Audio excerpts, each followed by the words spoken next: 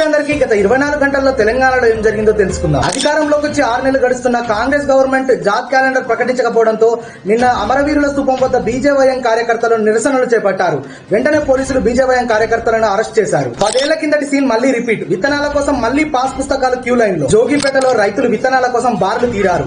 వానాకాలం సీజన్ ప్రారంభంలోనే విత్తనాల కొరత ఉండడంతో పాస్ బుక్ లతో లైన్ లో ఉన్న రైతులు. తెలంగాణలోని యూనివర్సిటీలకు ఐఏఎస్ అధికారులను వైస్ ఛాన్సలర్ గా నియమించిన తెలంగాణ ప్రభుత్వం. తెలంగాణలో 85% రైతులు దొడ్డు వడ్లనే పండిస్తారు.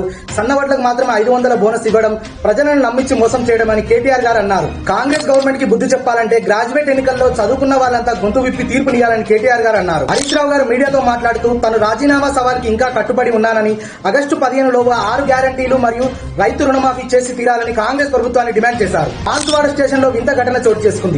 తరచుగా భార్య భర్తను కొడుతుందని భర్త అర్ధనగ్నంగా పోలీస్ స్టేషన్ కు వచ్చి భార్యపై ఫిర్యాదు చేశాడు. నిన్న జరిగిన కేకేఆర్ వర్సెస్ ఎస్ఆర్హెచ్